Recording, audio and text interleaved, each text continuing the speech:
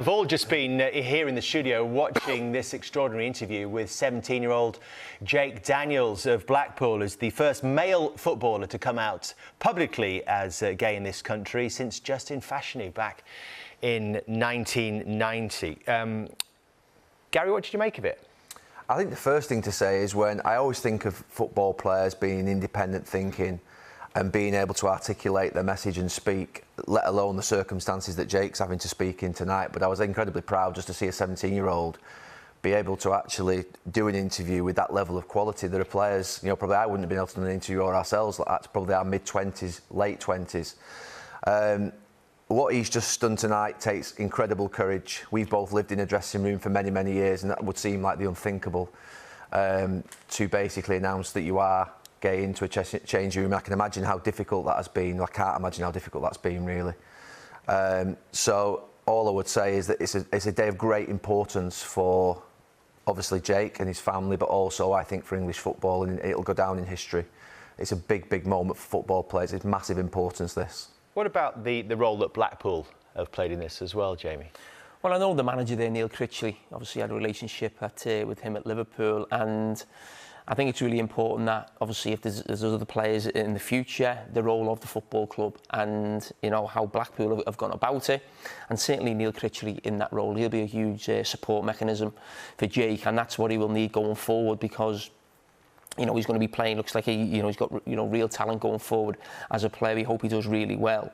And the way he spoke, you can only reiterate what Gary's just mentioned before about the actual courage to do that.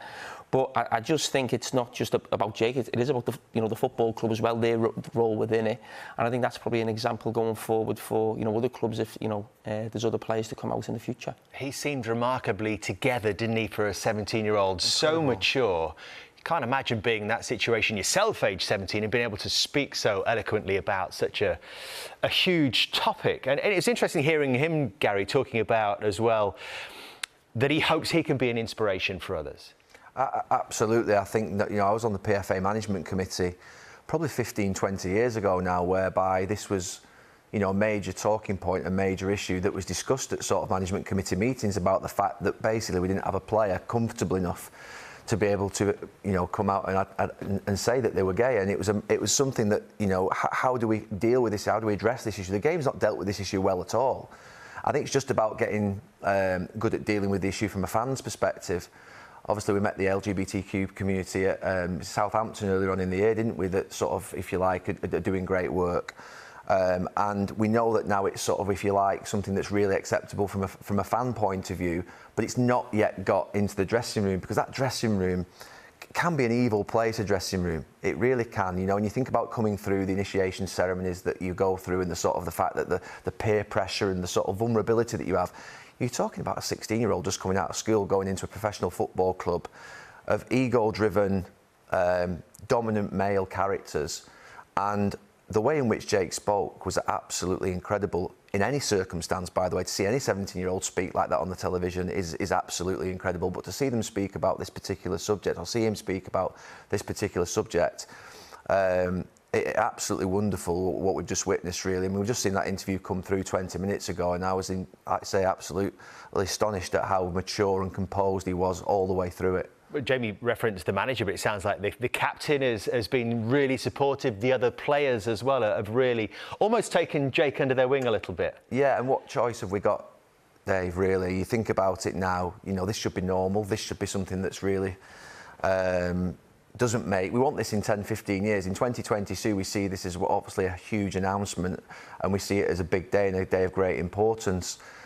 But in 10 years, success of this will be that actually that it's seen as being normal, it's seen as being basically something that's integrated into a feeling, and a feeling that basically players do accept that, it's life, it's what we are in society.